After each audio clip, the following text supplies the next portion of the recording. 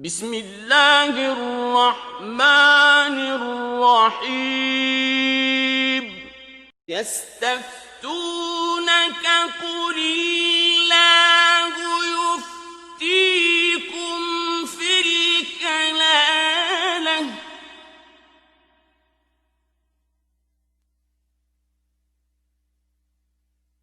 إن امرؤ هلك ليس له ولد وله أخت فلها نصف ما ترك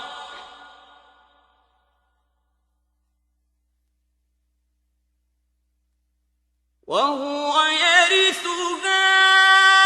إن لم يكن لها ولد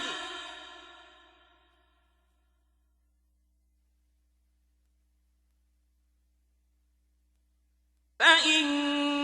كانت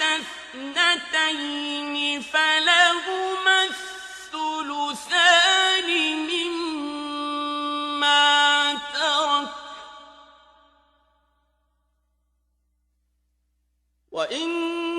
كانوا إخوة رجالا ونساء فللذكر مثل حظ الأنثيين. السلام عليكم ورحمة الله وبركاته. wani farko na cewa assalamu alaikum wa rahmatullah. Malam ya halatta mutum su haɗa kuɗi domin yin layya, wato su samu sa su haɗu domin su layya da shi, idan kuma ya halatta to mutum nawa ne wato shari'a ta iyakance. Ya tabbata cikin sunan Abi Dawud cewa ya halatta musulmai su yi tarayya wajen layya raƙumi mutum 10, sa mutum 5. Wannan hadisi ya tabbata, ina ji sahabin ma Jabir bin Abdullahi ne radiyallahu anhu ya ruwaito wata rana suna tafiya tare da manzon Allah, sallar wato babbar sallah ta same su a halin tafiya. Manzon Allah ya ce mutum 10 za su yi tarayya a raƙumi, mutum 7 za su yi tarayya a sa. Sai mu koma sunan Abi Dawud babul udhiya, insha Allah za a ga wa'annan hadisai tabbatattu ingatattu daga Annabi sallallahu alaihi wa alihi wa sallam. Kowanne sa mafi yawanci mutum 7 har zuwa mutum 1, raƙumi mutum 10 har zuwa mutum 1, kowanne adadi za su iya yin laye da shi. Allah ya sa mu dace. Mai tambaya na gaba na cewa gaskiya ne idan mutum ya kamanta matarsa ko budurwarsa da mahaifiyarsa aurensu ya haramta? To sai ka cire budurwa tunda ita ba a daura auren ba. Wannan shine malamai suke kiransa zihari, wanda suratul mujadala ta sauka akan wannan. To amma duk da wannan malamai sun yi sabani, kowace gaba ma idan an sifanta mace da shi yana daukan zihari. Wasu malamai suka ce wasu suka ce yana kaɗaita ne idan miji ya ce wa matarsa anti ka zahari ummi, bayan ki yayi kama da bayan mahaifiya ta, shi mijin ya faɗi wannan. To wannan shine abu ne dama ake yi tun jahiliya. In ba wannan ba baya karɓar sunan zihari, ya ce ɗan yatsanki yayi kama da na babata ko bakinki, wannan ba a kirga shi zihari domin asali ba haka ake yi ba. To ni dai na fi gamsuwa da waɗanda suka ce la ya ta'adda ila sa'iril a'dha, wato baya jawuwa baya ƙetarewa zuwa sauran gabbai, yana tsayawa ne zuwa ga baya, domin asalin abin haka ake yi, kuma shine sunan zihari din a larabce ga su larabawan jahiliya abin da suke yi. Wallahu alam. Mai tambaya na gaba na cewa malam menene hukuncin yin sallah ta jam'i a cikin masallaci bayan liman ya idar da sallah? Wannan duk tambayoyi ne da ake maimai. Malamai sun yi sabani. Jumhur su ne mazhabobi guda 3, mazhabin Imamu Malik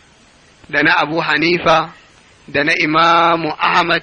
suna gani, in kuma na manta dai Imamu Shafi'i dai, tsakanin Imamu Shafi ko Imamu Ahmad ɗaya daga cikin su ne ya ware,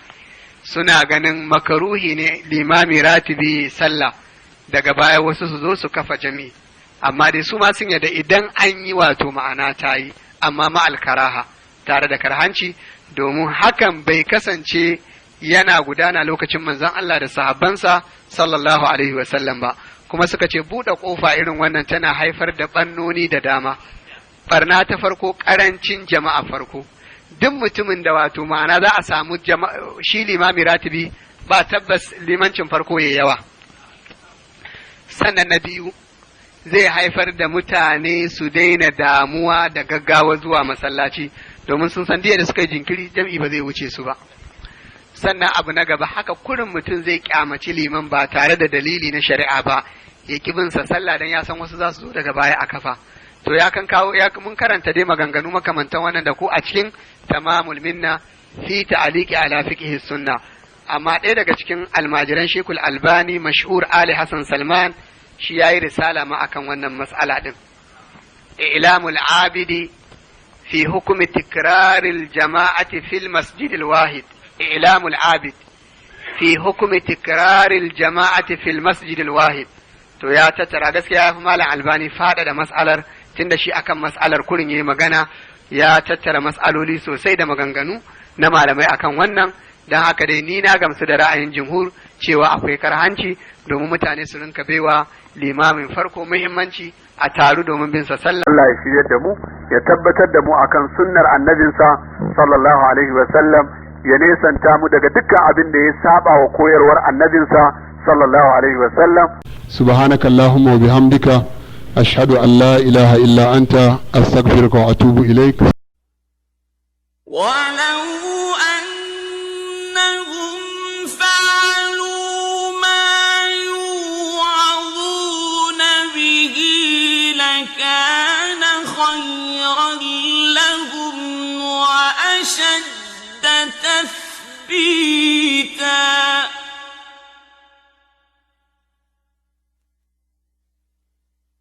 وإذا لآتيناهم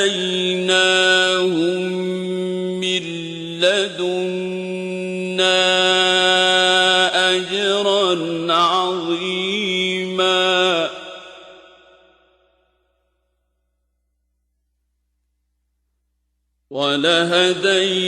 ولهديناهم صراطا مستقيما